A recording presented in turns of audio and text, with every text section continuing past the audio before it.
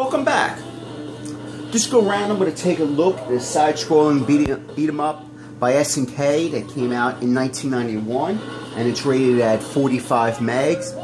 And Neo Geo, a lot of times people keep on forgetting that there were a lot of side-scrolling beat 'em ups in the beginning of the Neo Geo's lifespan. But then eventually, you know, they flooded the whole system with numerous fighters, which were really good, and a few shooters here and there. But the one thing about SNK is they try to either capitalize or keep up with whatever's trending at that particular period of time. You could call them followers, but a lot of times they try to take their own type of spin on it. Sometimes they do well with it, sometimes they fuck up. But the one thing they cannot do for some reason, it wasn't until much later games such as Sengoku 3 and maybe Sengoku 2, etc., a couple handful of beat 'em ups that were actually really good. Now this game isn't necessarily horrible, but I wouldn't put it in the league of Double Dragon, Final Fighter, Streets of Rage. Alright, so the story kind of revolves around a mad scientist who basically captures all the humans to turn them into like robots to like basically control them. And it's kind of like a post-apocalyptic type of world. I mean, not so much greatest storyline on Earth, but it's not bad. So you have the two cyborg cops here. They're trying to defeat him. Blah, blah, blah. Cliche bullshit. Alright, so let's go for easy because I'm not actually trying to play this. No? Okay. Basically, you have your punches, your kicks, and you have your jump button, I believe, and then you have your special that you can actually perform. So it's actually pretty cool. You can turn to certain vehicles, and it is actually a two-player simultaneous game, which is actually really cool. To me, that's one of the big benefits or type of, what would they say? It's like one of the benefits of actually being an arcade game, because a lot of times two-player co-op was a huge thing back then, and a lot of games didn't have it. So to actually have a game that has it is really cool. Alright, the first thing you'll notice though, the game is actually quite colorful. It's it makes use of the Neo Geo's color palette. I mean, which is a really good thing because they were trying to show you the vast amount of color that, you know, they could the system could have put out. Now, as you can see there, I can pick up the limbs of certain enemies and you know, use them against them. Here's the special moves. So yeah, I mean, the thing is the one thing I gotta respect about Robo Army is it tries to be something different. Well, in other words, is that because it tries to take its own little take on the beat 'em up genre, because like I said, SNK tries to capitalize on certain trends and followings, and I think they did an okay job. The problem really lies is not so much with the graphics or the sound, because the graphics I think are actually pretty decent. The problem lies is that once you get past looking at how pretty graphics are, which they are, I'll be the first one to admit that. This is a mid-boss, by the way. And the sound at all is that the lack of variety in weapons, enemies, after a while starts to kind of dull the game. And that's where the problems actually lie. Because after a while you play, you're like, okay, this is not a bad game. Then you can become quite bored of it. And that's where I think that's the only real defect of the game. It's a shame because the game had a ton of potential, and it should have received, it would have been nice to receive a sequel. But unfortunately, a lot of the only games that really received a sequel were like the Sengoku series.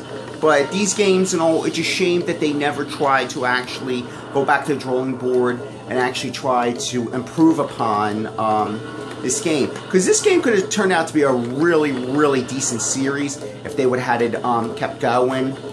Whereas some of the other series that were just such blatant rip-offs of other games and all, which is not necessarily a bad thing, as you turning into a vehicle, because emulation is a form of flattery, and sometimes if you do a different take on a particular series, it's not necessarily a bad thing. It just changes up. It's good for variety.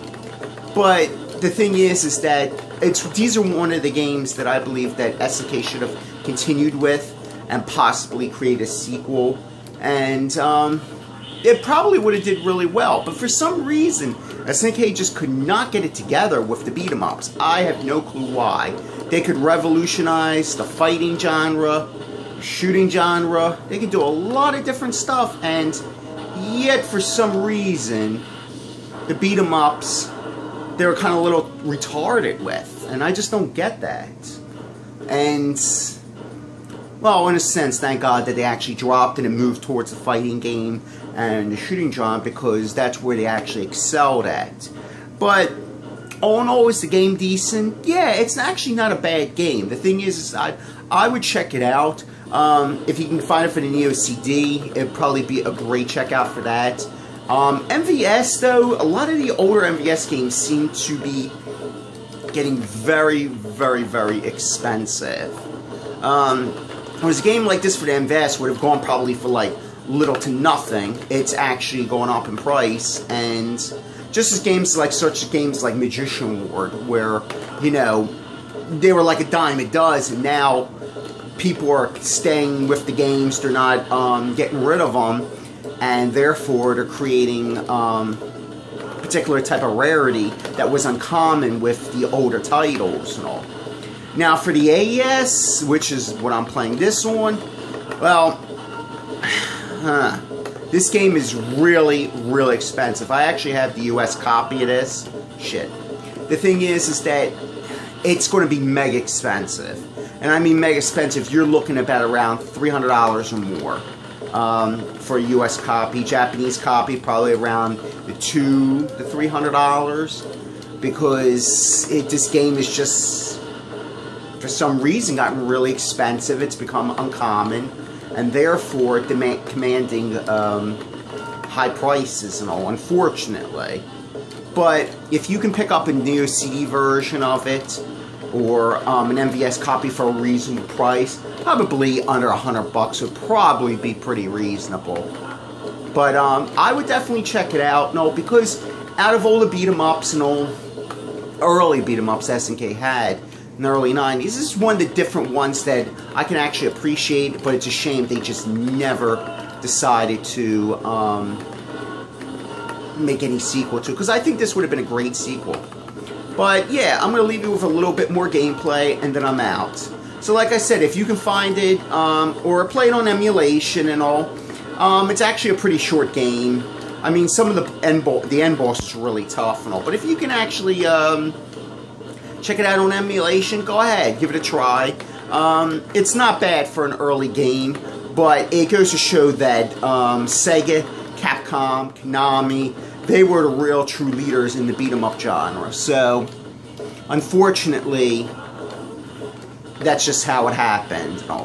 Alright, so like I said, I'm going to leave you with a little bit more gameplay, and then I'm out.